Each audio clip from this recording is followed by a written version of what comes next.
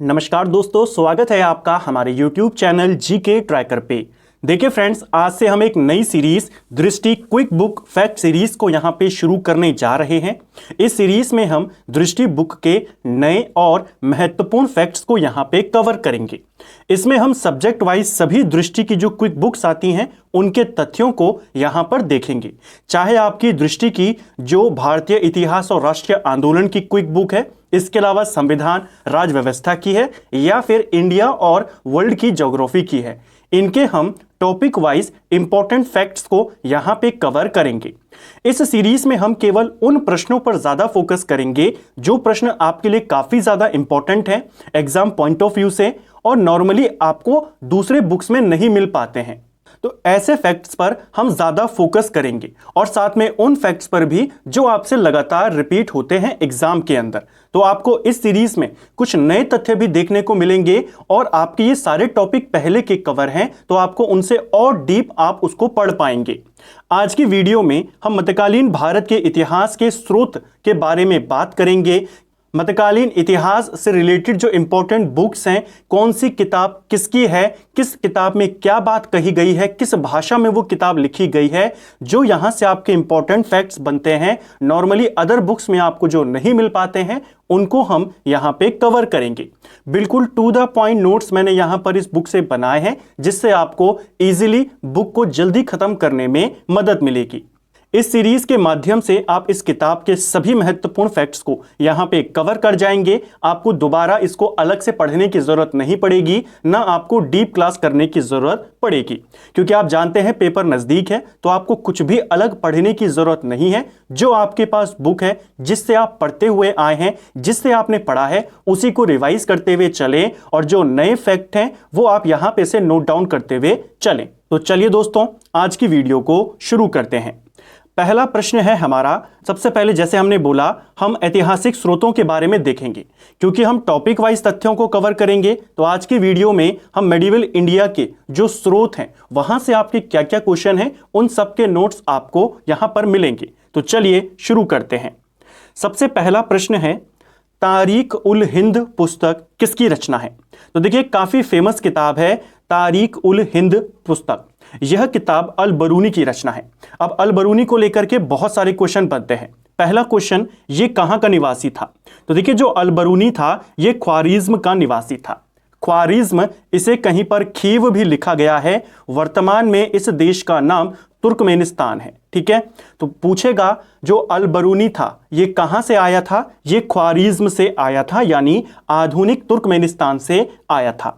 इसने एक किताब लिखी जिसका नाम है तारीख उल हिंद। ठीक है, यह अल बरूनी किसके साथ भारत आया था? ये आया था महमूद गजनवी के साथ भारत आया था। इसको भी याद करेंगे। ठीक है, जो इसने इस किताब को लिखा है, यह किताब इसने अरबी भाषा में लिखी है। यह भी बहुत बार पेपर में पूछा जाता है। ठीक है, इस किताब को किताब उल हिंद के नाम से भी जानते हैं। इस किताब को तहकीक ए हिंद और भारत की खोज, इन नामों से भी इस किताब को जाना जाता है। तो इस किताब के आपके अन्य नाम भी आपने याद करने हैं, तारीख उल हिंद, किताब उल हिंद, तहकीक ए हिंद या भारत की खोज। ये सारी किताबें किसकी हैं? ये सारे नाम इसी किताब के हैं, जिसका लेखक अल बरूनी है।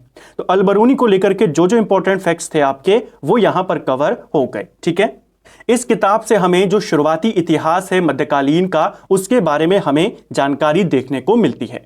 पुस्तक का नाम याद करेंगे, लोकेशन का याद करेंगे, किसके साथ आया ये भी इसके साथ याद करेंगे। ठीक है, दूसरा है, और साथ में एक और चीज, शुरुआत में मैंने नोट्स यहां पे शॉर्ट नोट्स बनाए हैं, और उसके बाद जो बुक में आपके एमसीक्यूज दिए गए हैं इसी टॉपिक से रिलेटेड, उसको भी मैंने इसी वीडियो में इंक्लूड किया है। उनको हम वीडियो के एंड पे कवर करेंगे। कौन सी पुस्तक अरबों की सिंध विजय की जानकारी का मूल स्रोत है? तो देखिए, अरबों की सिंध विजय के बारे में जानकारी हमें कहां से मिलती है? यह मिलती है चचनामा से। चचनामा जो किताब है, यह किताब हमें अरबों की सिंध विजय के बारे में जानकारी देती है। बहुत बार यह क्वेश्चन आता है, अरबों की सिंध विजय का जानकारी का मूल स्रोत क्या है? आप बताएंगे चचनामा। ठीक है, इस किताब को किसने लिखा है? माना जाता है इस किताब को अली अहमद के द्वारा लिखा गया है। ठीक है, अली अहमद का नाम आपने याद करना है। यह किताब अरबी भाषा में लिखी गई है। उत्तराखंड में लोक सेवा आयोग ये क्वेश्चन पूछ चुका है कि चचनामा पुस्तक किस भाषा में लिखी गई थी। तो यह किताब अरबी भाषा में लिखी गई। अली अहमद ने इस किताब को लिखा। बाद में एक और व्यक्ति आया जिसका नाम था मोहम्मद अली बिन अबू बकर कूफी। ठीक है, अबू बकर कूफी आप याद करें। इसने इस किताब का फारसी में अनुवाद किया और यही बात आपसे पेपर में भी पूछी जाती है कि चचनामा का फारसी अनुवाद किसने किया, तब आप अबू बकर कूफी का नाम बताएंगे। ठीक है, जब इसने इसका अनुवाद किया उस समय शासक कौन था? नसरुद्दीन कुबाचा। तो इसके शासनकाल में इसने जो ये चचनामा है, क्यों फेमस है? अरबों की सिंध विजय की जानकारी देती है, इसका इसने फारसी में अनुवाद किया। इसीलिए पूछा जाता है ये किताब किस भाषा में लिखी गई, तो अली अहमद ने इसे अरबी में लिखा था। ठीक है, नेक्स्ट है हमारा ताज उल मासीर किसकी रचना है? तो एक और इंपॉर्टेंट किताब ताज उल मासीर। इस किताब से हमें दिल्ली सल्तनत की शुरुआत के जो दिन हैं उनके बारे में जानकारी मिलती है। दिल्ली सल्तनत का जो प्रारंभिक दिनों का प्रमाण है वो हमें इसी किताब से मिलता है और इस किताब का लेखक हसन निजामी है। इसका नाम भी आपने याद करना है, आपसे पूछा जा सकता है। एक और बात, जैसे मैंने आपको कहा शुरुआत में कि हम इसमें उन फैक्ट्स पर ज्यादा फोकस करेंगे जो या तो काफी ज्यादा इंपॉर्टेंट है या फिर नए तथ्य हैं जो आपको नॉर्मल बुक्स में नहीं मिलते हैं। अगर आप मध्यकालीन भारत को या आधुनिक भारत को या हिस्ट्री को, ज्योग्राफी को और ज्यादा डिटेल में करना चाहते हैं तो प्लेलिस्ट में ऑलरेडी इनकी मास्टर वीडियोस बनी है। आप वहां से सीरियल वाइज लिंक करते हुए पूरा एक साथ रिवाइज कर सकते हैं। नए तथ्य आपको इस सीरीज में देखने को मिल जाएंगे। तो इस किताब की बात करें, ताज उल मासीर, इसका रचयिता हसन निजामी है और यह हमें दिल्ली सल्तनत के शुरुआती दिनों की जानकारी हमें देती है। यह किताब अरबी और फारसी दोनों में लिखी गई है। ठीक है, नेक्स्ट है तारीख ए फिरोज शाही किसकी रचना है? तो एक और इंपॉर्टेंट किताब तारीख ए फिरोज शाही। इस किताब को जियाउद्दीन बर्नी के द्वारा लिखा गया है। ठीक है, जियाउद्दीन बर्नी की किताबें पूछी जाती रहती हैं। इस किताब में बलबन के सत्ता में आने के बाद होने वाली घटनाओं का जिक्र है, यानी कि जब बलबन सत्ता में आया गुलाम वंश की तरफ से, उसके बाद उसने क्या क्या चीजें करी, वो सारी घटनाक्रम किस में लिखा गया है? तारीख ए फिरोज शाही में। ठीक है, और ये किसकी किताब है? जियाउद्दीन बर्नी की किताब है। इस किताब में बलबन से लेकर फिरोज शाह तुगलक के काल तक का वर्णन हमें देखने को मिलता है। ठीक है, जो ये तारीख ए फिरोज शाही है इसी के शासनकाल में लिखी गई, लेकिन इसमें इतिहास हमें बलबन के काल से लेकर फिरोज शाह तुगलक के काल तक मिलता है। ठीक है, इसको भी आपने याद करना है। इसी जियाउद्दीन बर्नी की एक और इंपॉर्टेंट किताब है जिसका नाम है फतवा ए जहांदारी। ये किताब भी किसकी है? तो फतवा ए जहांदारी और तारीख ए फिरोज शाही, ये दोनों किताबें बर्नी की हैं। ठीक है, जो ये वाली किताब है, इस किताब में जो मुस्लिम शासक हैं उनके लिए आदर्श राजनीतिक संहिता के बारे में बताया गया है शरीयत के अनुसार। तो ये किताब हमें इसके बारे में जानकारी देती है। ठीक है, फतवा ए जहांदारी, दोनों किताबें किसकी हैं? जियाउद्दीन बर्नी की। नेक्स्ट है फतुहात ए फिरोज शाही किसकी रचना मानी जाती है? एक और इंपॉर्टेंट किताब फतुहात ए फिरोज शाही, यह रचना फिरोज शाह तुगलक की मानी जाती है। इस किताब के बारे में माना जाता है इस किताब को जो फिरोज शाह तुगलक था उसने खुद लिखा है। ठीक है, इसमें हमें फिरोज शाह तुगलक के शासन प्रबंधन के बारे में जानकारी यहां से देखने को मिलती है। ठीक है, और इसमें जो ये फिरोज शाह तुगलक है इसके सैन्य अभियानों का वर्णन भी किया गया है। तो फतुहात ए फिरोज शाही, इसके बारे में माना जाता है ये रचना किसकी है? फिरोज शाह तुगलक की है। ठीक है, देखिए किताबों में कंफ्यूज नहीं करना है आपने। अगर पूछेगा फतुहात ए फिरोज शाही तो आप बताएंगे फिरोज शाह तुगलक, और हमने अभी ऊपर देखा तारीख ए फिरोज शाही, तब बताएंगे जियाउद्दीन बर्नी। ठीक है, इसलिए साथ साथ में कौन सी किताब में क्या इंपॉर्टेंट बात है वो भी मैं आपको बताते हुए चल रहा हूं। और ये सभी फैक्ट्स आपके दृष्टि क्विक बुक के फैक्ट्स हैं मेडिवल इंडिया के। ठीक है, नेक्स्ट है हमारा किस पुस्तक से महमूद गजनवी के जीवन और क्रियाकलापों की जानकारी मिलती है? तो महमूद गजनवी के जीवन से रिलेटेड कौन सी किताब है? किताब का नाम है जैनुल अखबार। ठीक है, एक किताब जिसका नाम है जैनुल अखबार किसके बारे में जानकारी देती है? महमूद गजनवी के बारे में, और ईरान के इतिहास के भी ये एक महत्वपूर्ण स्रोत है। ठीक है, जैनुल अखबार, और इस किताब को अभी सईद के द्वारा लिखा गया है। ठीक है, नेक्स्ट है तबकात ए नासिरी का लेखक कौन है? तो तबकात ए नासिरी की बात करें, इस किताब को मिनहाज उस सिराज के द्वारा लिखा गया है। इस किताब में मोहम्मद गौरी की भारत विजय से लेकर 1260 तक का वर्णन हमें देखने को मिलता है। गौरी की भारत विजय कब हुई थी? 1192 में, जब इसने तराइन के युद्ध में पृथ्वीराज चौहान को पराजित किया था। ठीक है, और 1260 तक का इतिहास हमें इस किताब में देखने को मिलता है। तो आपको पूछ लेगा गौरी की विजय से लेकर 1260 तक यानी दिल्ली सल्तनत के शुरुआती काल का प्रमाण कहां से मिलता है? मिन्हाज उस सिराज की किताब तबकात ए नासिरी। ठीक है, इसी किताब को लेकर के एक इंपॉर्टेंट क्वेश्चन बनता है, फरिश्ता द्वारा किस पुस्तक को उच्च कोटि की माना गया है? तो फरिश्ता ने किस किताब को उच्च कोटि की माना? इसी किताब को माना। जो ये तबकात ए नासिरी है, किसकी किताब है? सिराज की किताब है। इसको फरिश्ता के द्वारा उच्च कोटि की किताब माना गया है। ठीक है, नेक्स्ट है, किस किताब में दरबारी षड्यंत्र और राजनीतिक चालों का प्रभावकारी वर्णन किया गया है? तो देखिए, दरबारी षड्यंत्र, राजनीतिक चाल, इनके बारे में बताया गया है तारीख ए मसूदी के किताब में। ठीक है, जो ये तारीख ए मसूदी नामक किताब है, इसमें हमें जानकारी मिलती है जो दरबारी षड्यंत्र उस समय चल रहे थे, राजनीतिक चालें उस समय चल रही थी, उनके बारे में। महमूद गजनवी और उसके बाद जो शासक हुआ थोड़े टाइम के लिए ईरान की साइड, जो मसूद है, उसकी जानकारी हमें यहाँ से मिलती है। तो केवल आपको किताब का नाम याद करना है और ये वाला इंपॉर्टेंट फैक्ट कि दरबारी षड्यंत्र और राजनीतिक चालों की जानकारी कहाँ से मिलती है? तारीख ए मसूदी।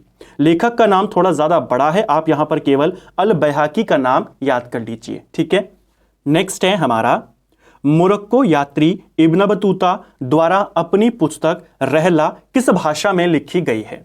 तो देखिए, रहला वाला क्वेश्चन आपको हर बुक्स में मिल जाएगा, लेकिन जैसे मैंने आपको बोला कि जो बहुत ज्यादा इंपॉर्टेंट है उनको भी मैंने इंक्लूड किया है, ताकि आपको जो नए फैक्ट्स हैं वो भी मिल जाएं और जो मोस्ट इंपॉर्टेंट फैक्ट्स हैं उनका भी रिवीजन साथ साथ में चलता रहे।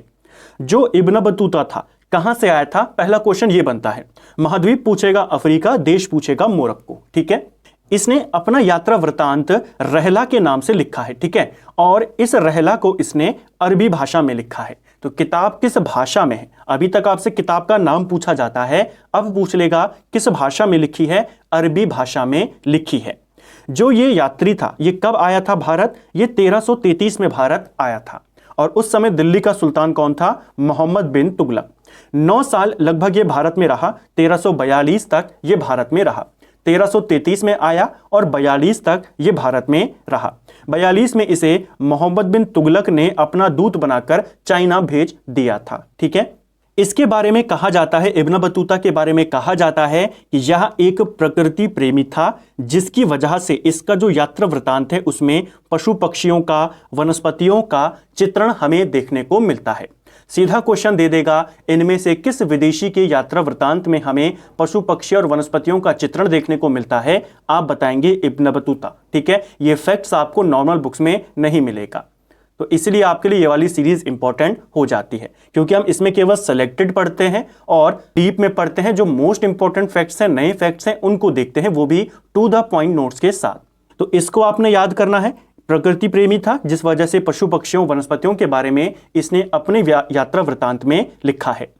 कहा जाता है इब्न बतूता को मोहम्मद बिन तुगलक ने न्यायिक पद पर नियुक्ति दी थी, यानी जब ये दिल्ली में, उस समय दिल्ली राजधानी थी, तो दिल्ली का काजी नियुक्त कर दिया था तुगलक ने इब्न बतूता को। ठीक है, तो इसे भी आपने याद करना है। क्वेश्चन बनता है, मोहम्मद बिन तुगलक ने निम्न में से किसे दिल्ली का काजी नियुक्त किया था या किसे न्यायिक पद पर नियुक्त किया था? आप बताएंगे इब्न बतूता को नियुक्त किया था। ठीक है, कितने साल भारत में रहा, कब भारत में आया, ये सारी बातें, किस भाषा में लिखी, कौन सी लिखी, कहां से आया, ये सारी बातें आपको याद करनी है। नेक्स्ट है हमारा, किताब उल यामिनी किसकी रचना है? तो देखिए, किताब उल यामिनी की बात करें तो ये किताब आपके गजनवी से संबंधित है। महमूद गजनवी और सुबुक्तगीन के इतिहास की जानकारी हमें इस किताब से मिलती है, और इस किताब को उतबी के द्वारा लिखा गया है। इसका नाम भी बहुत बार पेपर में पूछा जाता है। किताब उल यामिनी किसने लिखी है? उतबी ने लिखी है। ठीक है, नेक्स्ट है हमारा, खजायान उल फतूह किसके द्वारा लिखी गई है? तो ऐसी किताब भी आपको नॉर्मल बुक्स में नहीं मिलती है, लेकिन लिखने वाला व्यक्ति काफी इंपॉर्टेंट है। जो किताब है खजायान उल फतूह, यह किताब अमीर खुसरो के द्वारा लिखी गई है। इस किताब से हमें अलाउद्दीन खिलजी की जो विजय थी उनके बारे में जानकारी मिलती है। सीधा क्वेश्चन बन जाएगा कि अलाउद्दीन खिलजी की विजयों का वर्णन करने वाली पुस्तक खजायान उल फतूह के लेखक कौन है? तो कौन है लेखक? अमीर खुसरो। ठीक है, खुसरो की दो इंपॉर्टेंट किताबें और हैं जो आपको याद करनी है। एक है आपकी तुगलकनामा, ये भी किसकी है? अमीर खुसरो की है। और एक है नूर सिपहर। ये किताब भी लोक सेवा आयोग यानी कि उत्तराखंड का जो लोक सेवा आयोग है ये अपने एग्जाम में पूछ चुका है कि नूर सिपहर किसकी रचना है। ये रचना अमीर खुसरो की है। इस किताब में जो ये नूर सिपहर किताब है इसमें इसने भारत की जो जलवायु है, भारत की जो कृषि है, वेशभूषा है, इसके बारे में जानकारियां दी हैं। तो खिलजी की जानकारी इस किताब से, तुगलकनामा से आप जानी जाएंगे, तुगलक वंश के बारे में जानकारी मिलती है। नूर सिपहर की बात करें, इसमें भारत की जलवायु, यहां की कृषि, यहां की वेशभूषा, इनके बारे में बताया है। ये तीनों किताबें किसकी हैं? अमीर खुसरो की हैं। ठीक है, नेक्स्ट है हमारा मध्यकालीन यात्रियों का राजकुमार किसे कहा जाता है।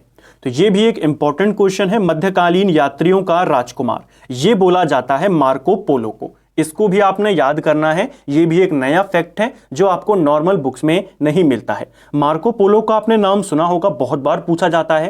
किन राजाओं के दरबार में गया ये भी पूछा जाता है। इस नए फैक्ट को भी याद कर लीजिए। मध्यकालीन यात्रियों का राजकुमार किसको कहते हैं? मार्को पोलो को बोला जाता है। ठीक है, ये आपके वेनिस का निवासी था। कहां से आया था? वेनिस का ये निवासी था, यानी इटली से ये आया था। मार्को पोलो कहां का निवासी था? इटली का निवासी था। एग्जैक्ट लोकेशन पूछेगा, ये वेनिस से आया था।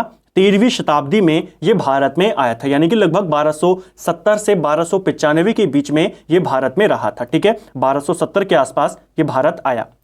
यह पांड्य राजाओं के दरबार में गया था। दक्षिण भारत में काफी फेमस राज्य थे पांड्य, इनके राज दरबार में गया था मार्को पोलो। और यहीं से क्वेश्चन बनता है कि इनमें से किस विदेशी यात्री के विवरण से हमें पांड्य राजाओं की जानकारी मिलती है? आप बताएंगे मार्को पोलो, क्योंकि ये इन्हीं के दरबार में गया था।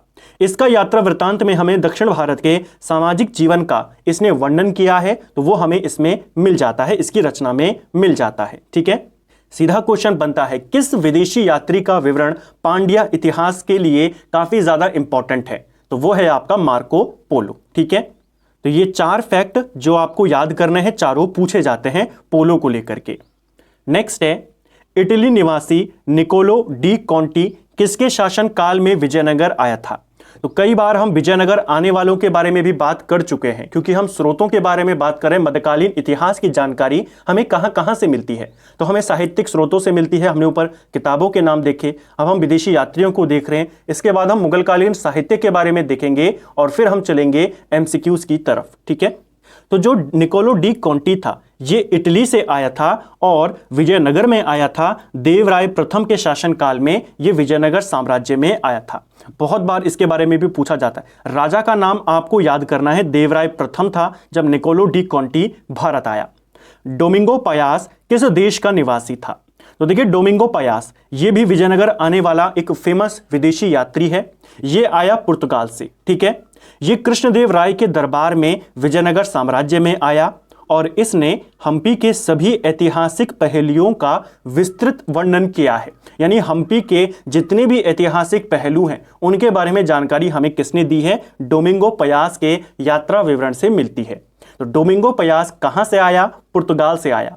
किसके दरबार में गया? कृष्णदेव राय के दरबार में गया। इन 2 बात को आपको याद करना है। ठीक है, नेक्स्ट है पुर्तगाली यात्री फर्नाओ नूनीज किसके शासन काल में विजयनगर आया?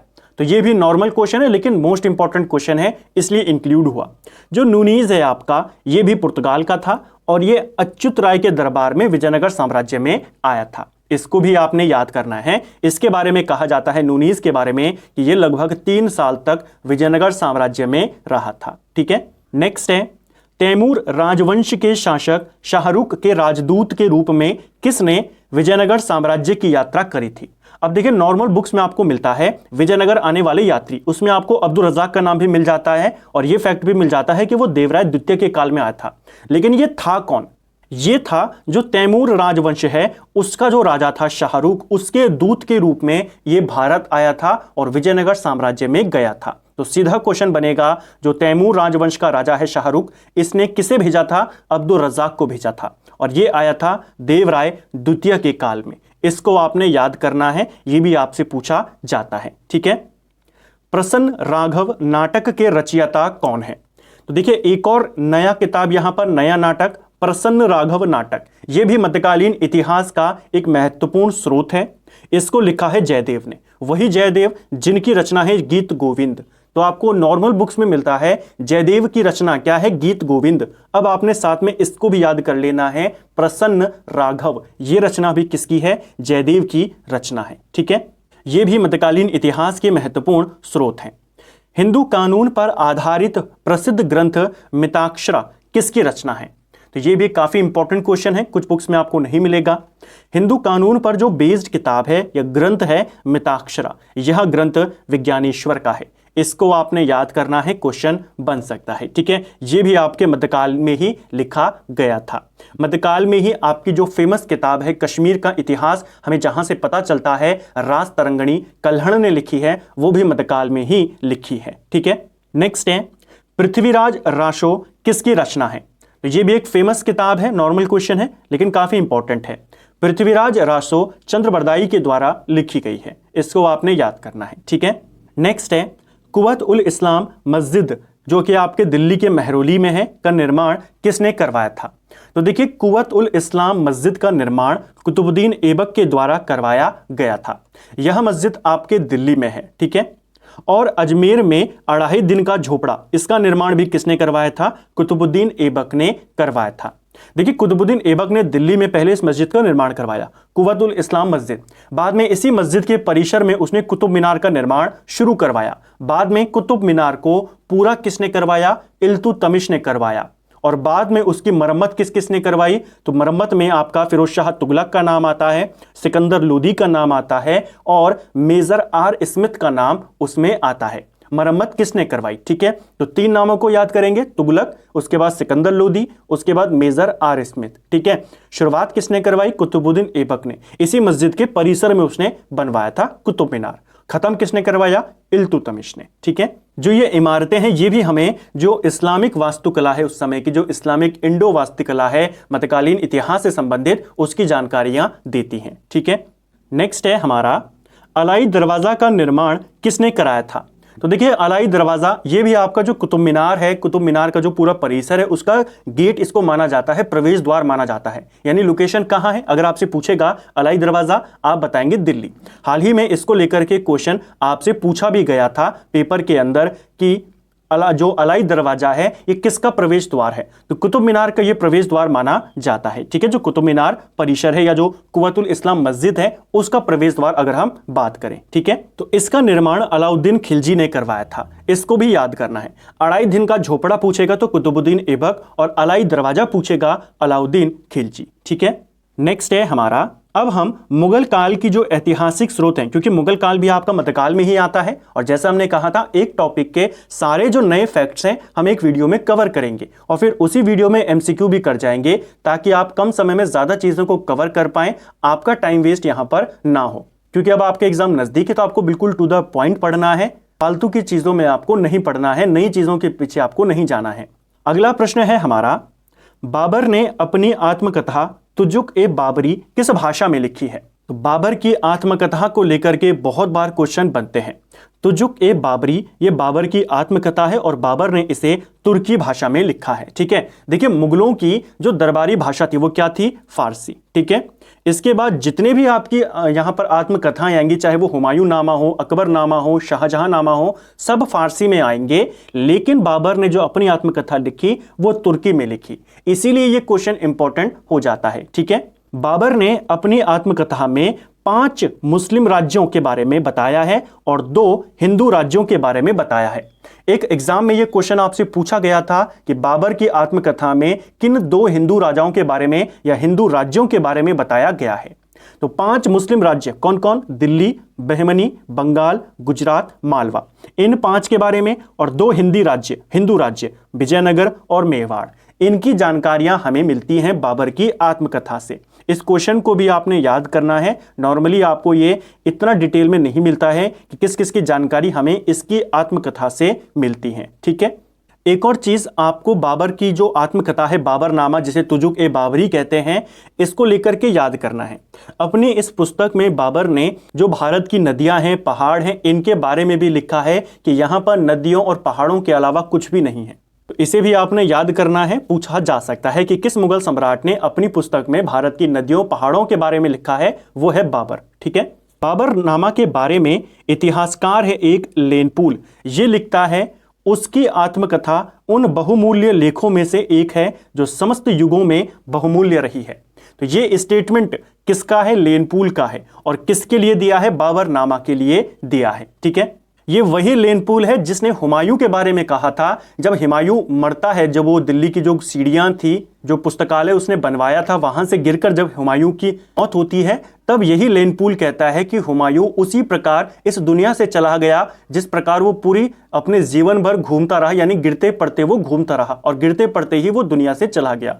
तो यही लेनपूल है। इसके दो फेमस स्टेटमेंट आपको याद करना है, एक इसने बाबरनामा के बारे में कहा है और जो इसने हुमायूं के बारे में कहा है, यह आपसे पूछा जाएगा। ठीक है, नेक्स्ट है हुमायूं नामा किसकी पुस्तक है?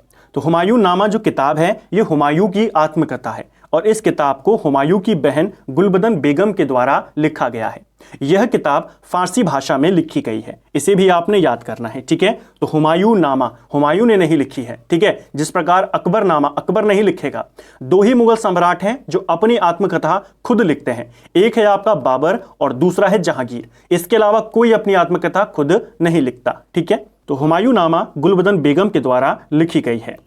नेक्स्ट है अकबर नामा का लेखक कौन है? तो अकबर नामा बहुत बार पेपर में आती है। अकबर नामा अबुल फजल के द्वारा लिखी गई है और ये इसने फारसी भाषा में लिखी है। अब कुछ नए तथ्य जो आपको नॉर्मल बुक्स में नहीं मिलते हैं। देखिए, जो ये अकबर नामा है ये 3 भागों में लिखी गई है। 3 भाग में ये किताब है अकबर नामा। कितने भाग हैं इसके? 3 भाग हैं। पहले भाग में बाबर और हुमायूं के शासन काल की जानकारियां हमें देखने को मिलती हैं, यानी अकबर के जो पूर्वगामी राजा हैं उनकी जानकारी हमें कहां मिलती है? अकबरनामा के पहले भाग में। ठीक है, जो अकबरनामा का दूसरा भाग है उसमें हमें अकबर के शुरुआत के जो 46 वर्ष हैं उनका शासन देखने को मिलता है, उसके बारे में जानकारी मिलती है। और जो तीसरा भाग है अकबरनामा का उसे ही आईने अकबरी कहा जाता है।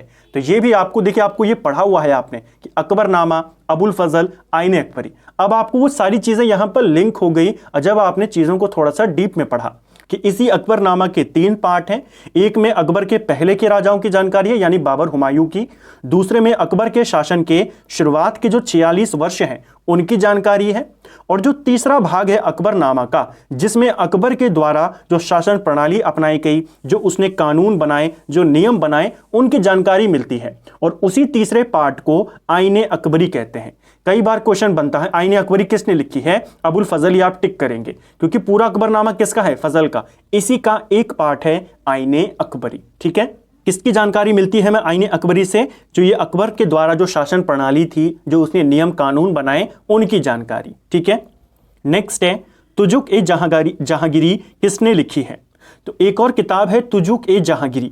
इस किताब को जहांगीर के द्वारा लिखा गया है। ठीक है, हालांकि जहांगीर ने अपनी आत्मकथा पूरी नहीं करी थी, लिखी इसने है, शुरुआत भी इसने करी थी, काफी हद तक इसी ने लिखी, लेकिन इसका सहयोग इसमें 2 लोगों ने और किया, मुतामिद खान और बख्शी। इन दोनों को भी आपने याद करना है। आमतौर पर तुजुक ए जहांगीरी में केवल जहांगीर का नाम देखने को मिलता है, लेकिन अगर थोड़ा सा हार्ड क्वेश्चन बना तो आपको इन 2 के भी नाम भी पूछे जा सकते हैं। ठीक है, तो तुजुक ए जहांगीरी नाम से ही पता चल रहा है जहांगीर की आत्मकथा है, जहांगीर की जानकारियां हमें इसमें मिलती हैं। ठीक है, नेक्स्ट है शाहजहां के शासनकाल से संबंधी महत्वपूर्ण पुस्तकें कौन हैं? यह भी एक बहुत इंपॉर्टेंट क्वेश्चन है जो आपको नॉर्मल बुक्स में नहीं मिलता। 3 किताबों के नाम आपको याद करने हैं, एक है शाहजहांनामा, एक है पादशाहनामा और एक है बादशाहनामा। आपको डायरेक्ट क्वेश्चन बनता है, बताइए पादशाहनामा जो किताब है किसके शासन काल की किताब है? सिर्फ इतना पूछता है। तो ये आपके शाहजहां के शासन काल की हैं। ठीक है, इनके लेखक अलग अलग हैं। शाहजहांनामा की बात करें, इसे इनायत खान ने लिखा है। सीधा क्वेश्चन बन जाएगा, शाहजहांनामा देखकर आपने सीधा शाहजहां पे टिक नहीं करना है। ये किताब किसने लिखी है? इनायत खान ने लिखी है। ठीक है, दूसरी किताब है पादशाहनामा। इस किताब का जो लेखक है मोहम्मद अमीन काज़वीनी के द्वारा इस किताब को लिखा गया है। 3 लेखक हैं जिन्होंने इस किताब को लिखा है पादशाहनामा, किसी एक व्यक्ति ने नहीं लिखा। देखिए, जो शुरुआत की यहाँ पर ये जो किताब है पादशाहनामा, इसे शुरू करता है काज़वीनी। ये लगभग 10 सालों तक इस किताब की जो शुरुआती 10 साल की जानकारी है वो काज़वीनी लिखता है।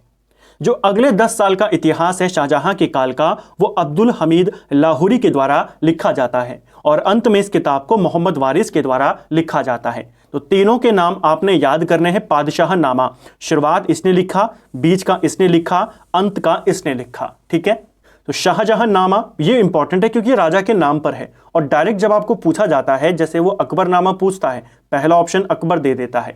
आपसे वो हुमायूंनामा पूछता है, पहला हुमायूं दे देता है। ऐसे ही शाहजहांनामा पूछेगा और ऑप्शन शाहजहां दे देगा। आपने इनायत खान को टिक करना है। इसी प्रकार पादशाहनामा के आपके ये 3 लेखक जिनके नाम आपको पता होने चाहिए। ठीक है, तीसरी किताब है बादशाहनामा। इस किताब को अब्दुल हमीद लाहौरी ने लिखा है। ठीक है, इसी के द्वारा इस किताब को लिखा गया है। इन तीनों किताबों को आपने याद करना है। ये तीनों किताबें शाहजहां के शासनकाल की महत्वपूर्ण किताबें हैं। ठीक है, नेक्स्ट है फुतुहात ए आलमगीरी किसकी रचना है। एक और इंपॉर्टेंट किताब है फुतुहात ए आलमगीरी और ये रचना है ईश्वर दास नागर की। ठीक है, अब जो ये सारी किताबें हैं यहाँ पर, ये सारी किताबें औरंगजेब के काल की हैं। जैसे हमने 3 किताबें देखी ना, शाहजहांनामा, बादशाहनामा, पादशाहनामा, ये तीनों शाहजहां के काल की हैं। ये सारी किताबें औरंगजेब के काल की हैं, क्योंकि आप जानते हैं औरंगजेब को ही आलमगीर के नाम से भी जाना जाता था। तो कुछ इंपॉर्टेंट किताबें जो औरंगजेब के काल की हैं, फुतुहात ए आलमगीरी ईश्वरदास नागर की हैं, मासीर ए आलमगीर ये शाकी मुस्तैद खान की है, आलमगीर नामा, अब ये आलमगीर नामा है। ठीक है, जैसे अकबर नामा, हुमायूं नामा, शाहजहां नामा, वैसे ही आलमगीर नामा, तो ये भी मोस्ट इंपॉर्टेंट है। मिर्जा मोहम्मद काजिम की ये किताब है, इसको आपने याद करना है। मुंतखाब उल लुबाब ये किताब किसकी है, खफी खान की है। नुस्खा ए दिलकुशा ये किताब भीमसेन के द्वारा लिखी गई है। तो ये सारी किताबें किसकी हैं, ये सारी किताबें औरंगजेब के काल की हैं, जिसमें आपके लिए इंपॉर्टेंट हो जाती है एक ये और एक ये वाली किताब। इन 3 को आपने खास तौर पर याद करना है। ठीक है, जो ये नुस्खा ए दिलखुशा है, इस किताब से हमें जो औरंगजेब का दक्कन के साथ विवाद चल रहा था, दक्षिण के साथ जो विवाद चल रहा था, उसकी जानकारी हमें यहां से मिलती है। ठीक है, ये सारी रचनाएं कब की हैं, औरंगजेब के काल की। नेक्स्ट है प्रसिद्ध यूरोपीय यात्री हॉकिंस और टॉमस थ्रो किसके शासनकाल में भारत आए थे। तो ये दोनों के दोनों किसके दरबार में गए थे, ये दोनों के दोनों जहांगीर के दरबार में गए थे। इनका भी आपने नाम याद करना है। हॉकिंस को जहांगीर ने अपने दरबार में मनसबदार भी नियुक्त किया था और इंग्लिश खान के नाम से इसको वो बुलाता था। ठीक है, तारीख ए शेर शाही किसकी रचना है। एक और इंपॉर्टेंट रचना तारीख ए शेर शाही, इस किताब को अब्बास खान शेरवानी के द्वारा लिखा गया है। नाम से ही पता चल रहा है शेरशाह शासनकाल की जानकारी हमें ये देगा, जो शेरशाह सूरी था। लेकिन इस किताब को शेरशाह सूरी ने नहीं लिखवाया, ना उसके काल में लिखी गई। यह किताब अकबर के आदेश पर उसी के दरबार में यानी अकबर के काल में इस किताब को लिखा गया। अकबर ने इसका किताब को लिखवाया किससे, अब्बास खान शेरवानी से। ठीक है, किताब का नाम है तारीख ए शेर शाही। इस किताब के पहले अध्याय में हमें शेरशाह सूरी की जानकारी मिलती है। दूसरे अध्याय में जो उसका उत्तराधिकार था इस्लाम शाह, इसके बारे में जानकारी मिलती है। और जो तीसरा और अंतिम अध्याय है उसमें हमें सूरवंश के जो अंतिम शासक हैं उनके बारे में जानकारियां मिलती हैं। तो तारीख ए शेरशाही का कौन सा अध्याय इस्लाम शाह से है, आप बताएंगे दूसरा। ठीक है, ऐसे भी क्वेश्चन बन सकते हैं। नेक्स्ट है हमारा, किस पुस्तक में कन्नौज के युद्ध का सजीव वर्णन किया गया है। तो किस पुस्तक में कन्नौज का युद्ध, वही युद्ध जिसके बाद दिल्ली पर मुगल जो साम्राज्य था वो खत्म हो जाता है कुछ समय के लिए और सूरवंश की स्थापना हो जाती है। सूरवंश आप जानते हैं जो शेरशाह सूरी था वो अफगान था। ठीक है, तो दिल्ली पर स्थापित होने वाला ये दूसरा अफगान वंश था सूरवंश। तो दूसरा अफगान वंश, पहला कौन था, लोदी वंश पहला अफगान वंश था जो दिल्ली पर बैठा। ठीक है, तो कौन सा युद्ध के बाद हुआ, कन्नौज का युद्ध।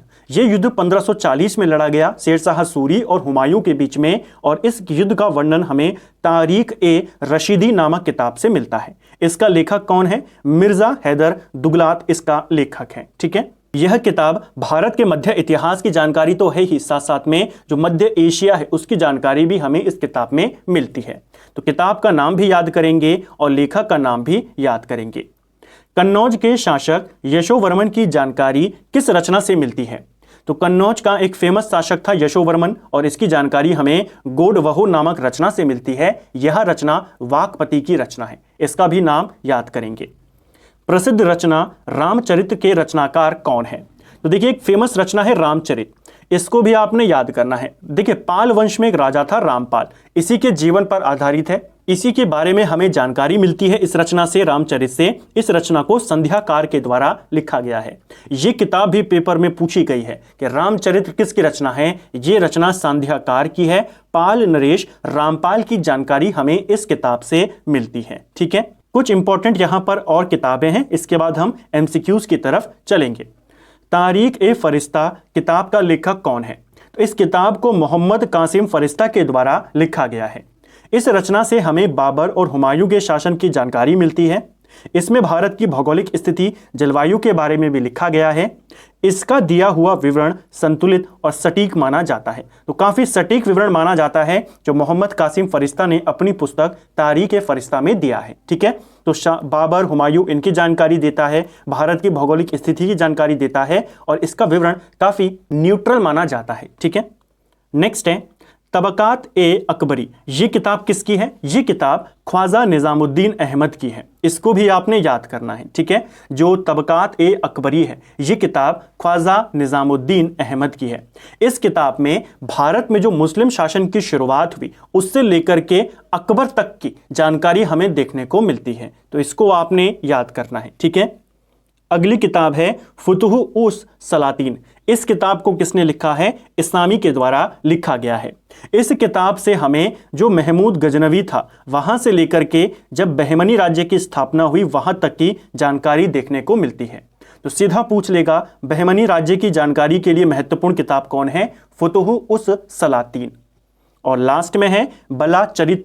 ये किताब किसकी है? यह किताब आनंद भट्ट की है। ठीक है, जो बंगाल में एक वंश स्थापित होता है सेन वंश, इसकी जानकारी हमें यहां से मिलती है। सेन वंश की जानकारी का एक स्रोत माना जाता है बल्ला चरित को। ठीक है, किसकी रचना है? आनंद भट्ट की रचना है। बंगाल में आप जानते हैं फेमस वंश था पाल वंश, बहुत बार क्वेश्चन बनता है इस पाल वंश के बाद बंगाल में किस वंश का शासन हुआ? तो पाल वंश के बाद बंगाल में सेन वंश का शासन हुआ था। इसे आपने याद करना है, क्वेश्चन पूछा जाएगा। ठीक है, और इसी सेन वंश की जानकारी का एक महत्वपूर्ण स्रोत इसे माना जाता है। तो ये हमने पूरे मध्यकालीन इतिहास के जो नए और बहुत इंपॉर्टेंट तथ्य थे उनको हमने एक सीरियल में यहां पर कवर किया, एक टू द पॉइंट के माध्यम से हमने कवर किया। कुछ इंपॉर्टेंट एमसीक्यूज इस किताब में यहां पर दिए गए थे, उनको भी हम साथ साथ में कवर करते हुए चलेंगे जैसे जैसे हम आगे इंपॉर्टेंट टॉपिक्स को कवर करते हुए चलेंगे। आज की वीडियो में जैसे हमने अभी ऊपर सारा डाटा किसके बारे में देखा? मध्यकालीन इतिहास के स्रोत के बारे में देखा। अगले वीडियो में हम अरबों की जो सिंध विजय हुई उनकी उसके रिलेटेड फैक्ट्स को देखेंगे, और साथ में अरबों के बाद आप जानते हैं भारत पे सबसे पहले विदेशी आक्रमण किसने किया था? अरबों ने किया था। तो अगले वीडियो में हम अरबों के बारे में जानकारी लेंगे, इनके आक्रमण के बारे में जानकारियां देखेंगे, जो नए तथ्य हैं उनको देखेंगे। अरबों के बाद भारत में तुर्कों ने आक्रमण किया था, तो तुर्कों के आक्रमण से पहले और अरबों के आक्रमण के बाद भारत में कौन कौन से राजवंश थे, क्या व्यवस्था थी, उसके बारे में हम कल टू द पॉइंट नोट्स को कवर करेंगे जैसे हमने आज यहां पर किया। 4 से 5 वीडियो में आपका पूरा मेडिवल इंडिया कवर हो जाएगा। इसी प्रकार हम बाकी की जो आपकी वीडियोस हैं, चाहे वो आधुनिक भारत हो, प्राचीन भारत हो, पॉलिटी हो या भूगोल हो, सबको इसी प्रकार छोटे छोटे वीडियोस के माध्यम से और बिल्कुल टू द पॉइंट के माध्यम से हम कवर कर जाएंगे। अब हम यहां पर कुछ इंपॉर्टेंट एमसीक्यूज हैं, इनको यहां पर देखेंगे। ठीक है, पहला क्वेश्चन है आपका, निम्नलिखित में से कौन सा युग्म सुमेलित नहीं है? अब बताइए इनमें से कौन सा युग्म सुमेलित नहीं है? तो देखिए हमने ऊपर क्वेश्चंस को सारे थ्योरी को देखा है, यहां पर आपको लैंग्वेज भी पता चल जाएगी। अगर हम बात करें इब्न बतूता, ये मोरक्को से आया था, ये सही है। मार्को पोलो इटली से आया था, ये भी सही है। अब्दुल रज़ाक तुर्की से नहीं आया था, अब्दुल रज़ाक आपके फारस से आया था, यानी ईरान से आया था। ठीक है ना, जो शाहरुख था तैमूर वंश का, उसके राजदूत के रूप में ये विजयनगर में आया था देवराय द्वितीय के काल में। तो अब्दुल रज़ाक के बारे में आपको याद करना, ऐसे ही क्वेश्चन आपको पेपर में मिलता है। नूनीज आप जानते हैं पुर्तगाल का था। भारत में मुस्लिम व्यवस्था का वास्तविक संस्थापक किसे माना जाता है? तो देखिए जैसे मैंने अभी आपको बताया, भारत में सबसे पहले आक्रमण किसने किया था? अरबों ने किया था। ठीक है, जो मोहम्मद बिन कासिम आया था ना 712 में, ये सारे अरब थे। लेकिन क्वेश्चन पूछा है मुस्लिम व्यवस्था का वास्तविक संस्थापक किसको माना जाता है। भारत में वास्तविक स्थापना कब हुई? आक्रमण तो 712 में हो गया था पहला, जो सफल आक्रमण था, लेकिन स्थापना होती है बाद में जब गजनवी आता है, उसके बाद गौरी आता है और फिर दिल्ली सल्तनत शुरू हो जाती है। ये सारे के सारे तुर्क थे। तो भारत में मुस्लिम व्यवस्था का वास्तविक संस्थापक तुर्कों को माना जाता है। अरबों के बाद भारत में तुर्कों का आक्रमण हुआ था, इसको आपने याद करना है, ठीक है। प्राचीन भारत की अपेक्षा मध्यकालीन भारत का इतिहास अधिक सरलता से जाना जा सकता है, जिसका मुख्य कारण क्या है? तो मध्यकालीन इतिहास का जो इतिहास है उसकी जानकारी हमें इजीली मिल जाती है। क्यों मिलती है? क्योंकि साहित्यिक स्रोत यहां पर बहुत ज्यादा उपलब्ध हैं। कई सारे हमने जैसे ऊपर देखा, कितनी सारी हमने किताबें देखी, हमने मुगल काल की किताबें देखी, दिल्ली सल्तनत की देखी, विजयनगर की देखी, ये सारे इतिहास के स्रोत हैं मध्यकाल के। तो मध्यकालीन इतिहास अधिक सरल इसीलिए जाना जाता है, इसीलिए से मिल जाता है क्योंकि इसमें साहित्यिक स्रोतों की उपलब्धता काफी अच्छी है, ठीक है। नेक्स्ट है हमारा, अरबों द्वारा सिंध की विजय का इतिहास हमें किस ऐतिहासिक रचना से सबसे पहले मिलता है? अब याद कीजिए, ऊपर हमने किताब के बारे में पढ़ा था, किताब का नाम था चचनामा, ठीक है, और ऐसा ही क्वेश्चन आपको बना देगा। तो अरबों की सिंध विजय की जानकारी हमें चचनामा से मिलती है, जिसे अली अहमद ने अरबी में लिखा था और कूफी ने बाद में फारसी में कन्वर्ट किया। इनको आपने याद करना है, ठीक है। नेक्स्ट है तबकात ए नासिरी, जिसमें मोहम्मद गौरी की भारत विजय और दिल्ली सल्तनत के 1260 तक का इतिहास मिलता है। इसका लेखक कौन है? तो तबकात ए नासिरी वही वाली किताब जिसको फरिश्ता ने उच्च कोटि की किताब कहा था, याद होगा ऊपर हमने देखा। इस किताब का रचयिता कौन है? मिनहाज उस सिराज, ठीक है।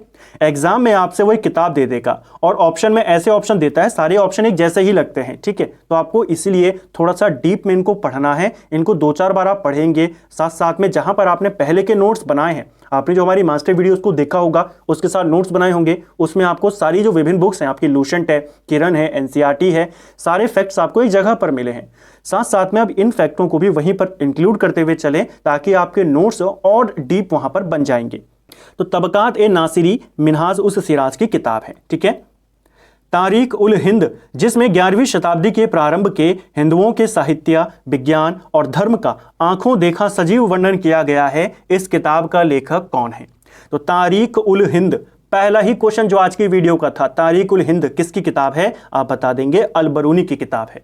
कहां से आया था अल-बरूनी? खीव यानी ख्वारिज्म, आधुनिक तुर्कमेनिस्तान, यहां से आया था, ठीक है। किसके साथ आया था? महमूद गजनवी के साथ आया था।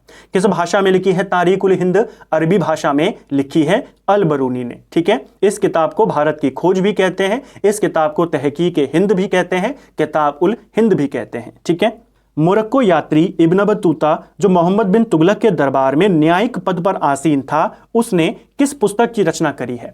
सिंपल सा क्वेश्चन है, इसका यात्रा वृत्तांत पूछा गया है, हमने देखा था इसका यात्रा वृत्तांत था रहला, तो आप यहां पर टिक करेंगे किताब उल रहला, इसका यात्रा वृत्तांत है, ठीक है। ऑप्शन सी सही आंसर हो जाएगा। किस भाषा में इसने रचना करी थी? हमने ऊपर देखा था अरबी भाषा में लिखा था, ठीक है। नेक्स्ट है, किस विदेशी यात्री को प्रकृति प्रेमी माना जाता है, जिसने अपनी रचनाओं में भी पशु पक्षियों वनस्पतियों का सुंदर वर्णन किया है?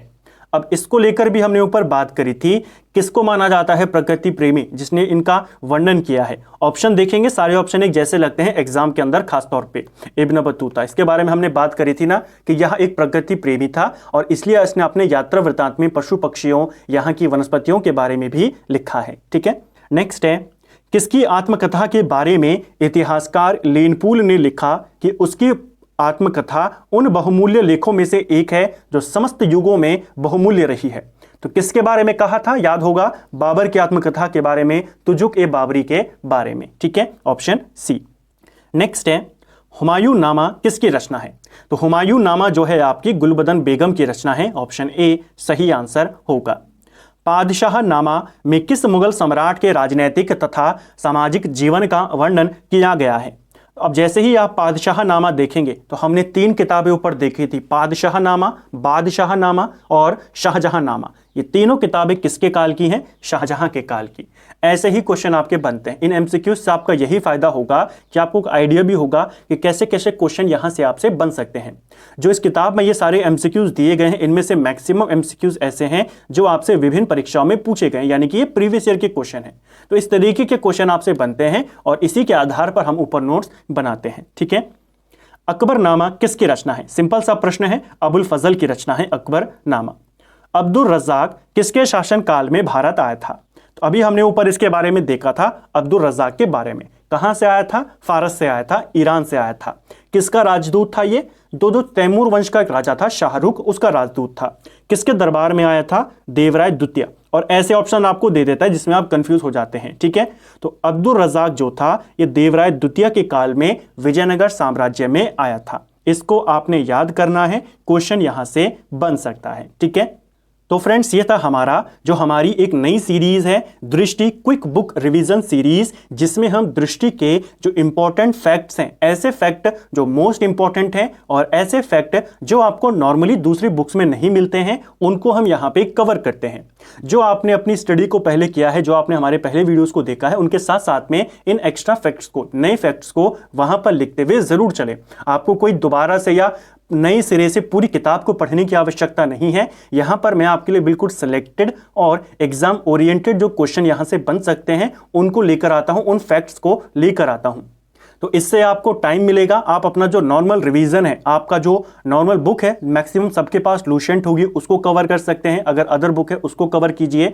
साथ में इस वीडियो के माध्यम से, इस सीरीज के माध्यम से आप जो डीप क्लास पढ़ना चाहते थे, जो नए तथ्यों के बारे में जानकारी चाहते थे, आप उनको कवर कर पाएंगे। तो साथ साथ में आपके नए फैक्ट भी आपको मिल जाएंगे और पुराने को भी आप साथ साथ में रिवाइज करते हुए चले। आज की वीडियो में हमने मध्यकालीन इतिहास के स्रोत के सारे जो नए तथ्य हैं उनको यहां पर कवर किया। अगले वीडियो में, जैसे मैंने आपको कहा, अरबों की सिंध विजय और तुर्क आक्रमण से पहले भारत में जो राज व्यवस्था थी, जो राजवंश थे, उनके बारे में हम अगले वीडियो में बात करेंगे। उम्मीद करता हूं आपको आज का वीडियो पसंद आया होगा। अगर आपको आज का वीडियो पसंद आया है, वीडियो को लाइक करें। अगर आप चैनल पर पहली बार आए हैं, चैनल को सब्सक्राइब करें, अपने दोस्तों के साथ शेयर करें। वीडियो आपको कैसा लगा कमेंट बॉक्स में हमें ज़रूर बताएं। और इसी प्रकार की वीडियोस को देखने के लिए चैनल की प्लेलिस्ट को विजिट आप ज़रूर करें। Thank you friends.